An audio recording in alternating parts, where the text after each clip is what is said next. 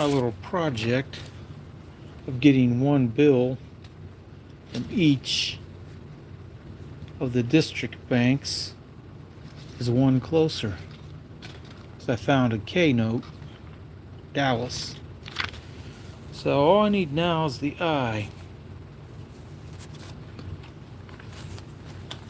Because I have all the other ones in here, A, B, C. So it's a fun little thing. How long can it take you to find one? So down to one left. Now, just got through watching a video from a channel called Pound of Gold.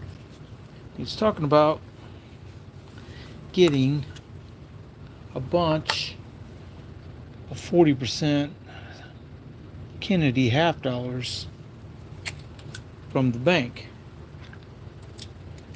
And he was talking about it, and he had them laid out, and he was looking at them. He said he took them to a coin dealer, and the coin dealer told him that they were kind of ruined because he had handled them. And I think the ones he had were like this one, 68D. Well, I'm here to tell you, my entire lifetime of looking at 40% Kennedy half dollars, I have never seen a dealer have one for more than melt. So if you got them from the bank for 50 cents a piece, which is how he said he got them, and I think he had $20 worth in the video, you did well, because there's no reason to grade these, and there's no reason to expect anyone to ever pay very much for them. They made far too many. The only exception would be the 1970, because they're much lower mintages. So,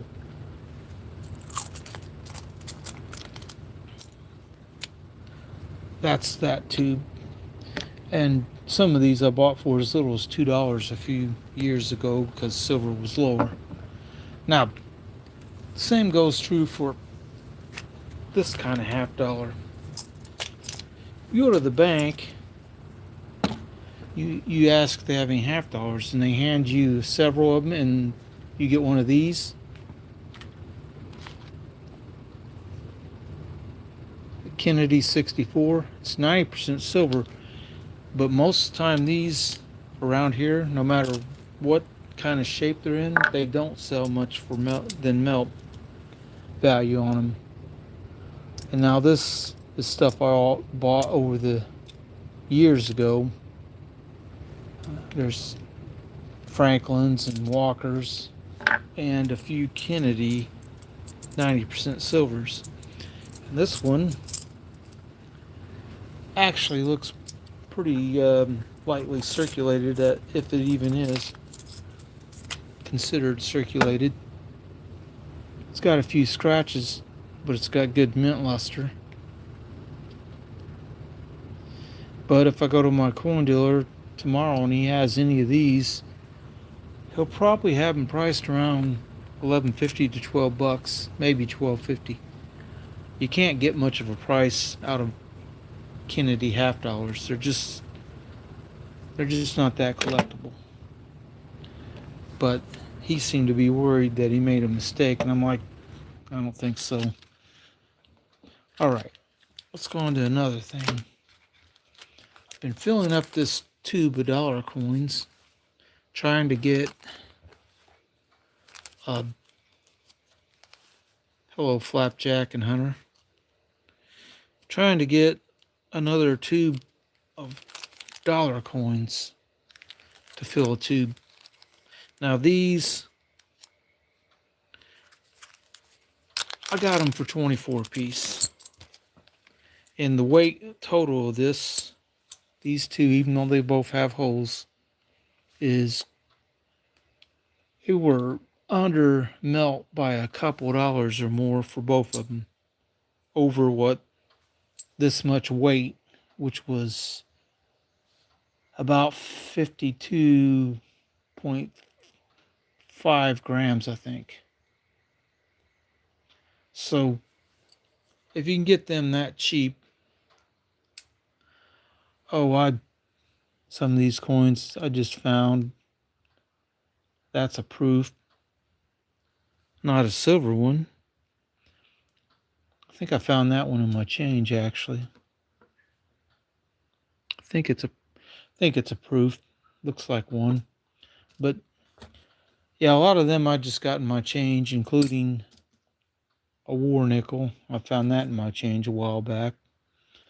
But none of these are really very valuable. But both of these, $24 a piece. The melt on these, if they're not holed and there's no concern, not much wear, was higher than that. It was 25 something when I was buying these. Now, true, this one's down a little because the hole's kind of big. This one's down a little too because it's worn more. But if you can get them under melt, it's pretty hard to do with a silver dollar. So I consider that a pretty good buy. Now, not a whole lot more to talk about except this. My brother went to Washington, D.C. and brought me back some souvenir coins or tokens, whatever you want to call them. These are probably copper nickel, and they're painted and colorized. And it was $6, so I know if it's any kind of metal, it's copper or it's copper nickel. It's not very expensive, but they are kind of neat looking. That's the seal of the United States, and that's the Capitol building. The other one is the White House, and it was $5.99 as well. These are kind of neat looking, but they're not. Hello, KJ.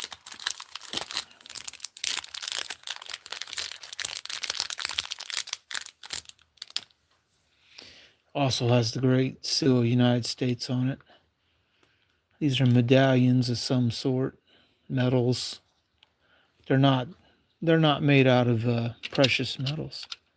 They would be neat if they were not 0.39 fine silver. The last thing he brought me was this. It's from the Spy Museum in Washington, D.C., the International Spy Museum. On the flip side, it says Washington, D.C. on it, and it says Spy there on the shield. The International Spy Museum. It's pretty cool looking. This was $7.99, so I know it's not silver. It's probably copper nickel. But when your brother goes to DC, you get this. Could have got nothing, so happy to have something to talk about. But all the half dollars in this are 90% ones. It's a full row of 20. And at the time I was buying these, I think these were $6 or $7 range. And I filled up a whole tube with them. All these are common dates. There's nothing rare in this. And if I were to sell them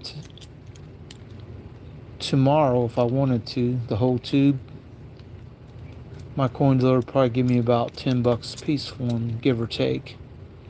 Now, I might be able to get a little bit better price if I took them and sold them myself. But when you sell them yourself, I have an old U.S. gold coin, but not here. You go and sell these yourself, you put it in a card mount. That's a little time. Staple it, you label it. This is a 1939 Philadelphia, fairly common year. But you can put it in a card. It's worn, but even in near uncirculated, this would only be probably a few dollars more than what this one was, or would be if I bought one like this tomorrow. Probably be $12.50 at recent prices. So you're talking about a coin that's very common, as is all these Benjamin Franklins in here. There's at least one or two. Yeah, there's three of them. 62, very common.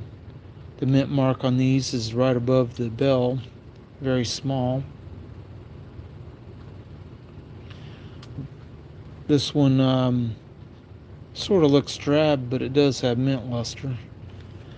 But it's hard to get much of a price out of these because, well, there's a 63 the last year they had them or made them. Well, this almost looks like a proof from that time frame.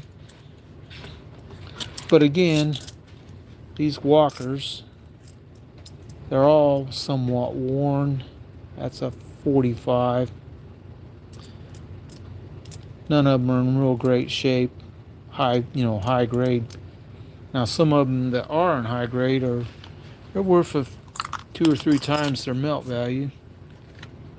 You might pay $30 or $40 for a really nice one, but in terms of, well, there's 4 Benjamins in this.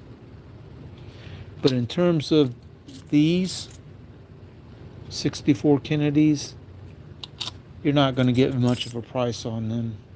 Even some of the error date one, the ones that have errors on them, double die and stuff, they're not worth a whole lot more. But if you can get one of these from the bank, you go to the bank and they say, we got some half dollars, because all you have to do is ask, you got any half dollars? And if they have loose ones or some customer brought in some, sometimes they go to the coin. If there's a lot of them, we'll go to the coin machine counter, and then, well, they go in a bag. And of course, I think those will reject 90% silver because it's heavier than what the new coins are. I mean, I don't know that for sure, but the ones at the bank, that is. But the last time I went to the bank, last summer sometime, I asked, they had $14 worth of half dollars, and 2 of them were 64s. So I got them for 50 cents a piece, which is the best price you can get one of these for, basically. Well, the 64, I mean, that was a 67. But if you can get one of these for 50 cents by going to the bank and asking if they have any half dollars, you did pretty good. And also, that day when I went in and asked for them, those half dollars, the $14, there's 40% silvers in it too. At the time, I figured I got about $30 to $32 worth of silver just for asking if you had any 50-cent coins. I'd like to go to there and ask if they have any dollar coins, and they end up having like some of the 40% Ike dollars. That would be kind of neat. This particular tube doesn't seem to want to close all the way. I don't think it's because I got 21 coins in it, though. This one closes pretty flush. It's 40%, which none of them are worn very much. Oh wait, that is the 90% one. This is the 40% one. It doesn't want to close, maybe because none of these have worn at all to speak of. I mean,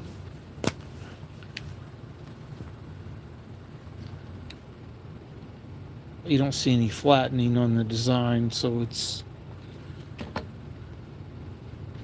probably AU grade, although it's kind of drab looking, dull. That sometimes happens to these. They get that way. But if you can get silver dollars under melt that are damaged or hold, I think that's worth buying. Besides, if you went to one of the big coin dealers like AmpMex or something like that online and ordered worse than coal dollar coins, they'll tell you they might be hold, bent, damaged, worn out. You don't get a choice. They usually just send you whatever they have. But if you wanted one hold and your coin dealer has them and he'll sell them to you for their weight in silver. When I bought this, silver was worth 94 cents for 90% silver per gram. And I got them for $48. And like I said, one was 26.1 grams and the other one was 26.4. But 26.1 plus 26.4, 52 and a half times 0.94, because that's pretty much what it was, is a fraction less. But it's 49.35 melt on these two, give or take. Now if you go and take the same number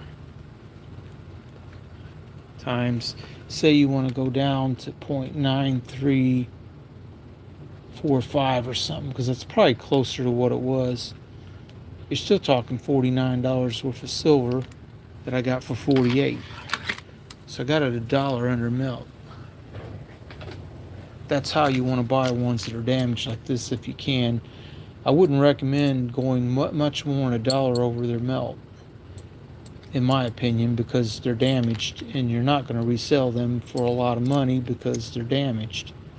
Now the only real play for something like this to maybe make more money is to get a sterling silver chain that's pretty heavy and hang it on it for like a pendant. Then you sell the pendant to someone who wants one. You might be able to get over melt then for the, because of the chain and the fact that it's already prepared to be hung on them as a pendant. But that's pretty much what I have for this. Don't beat yourself up if you get some of these 40% coins from a bank and handled them. That's my message to Pound of Gold. Don't get mad at yourself for handling them, because I've never seen one sell for over melt, really.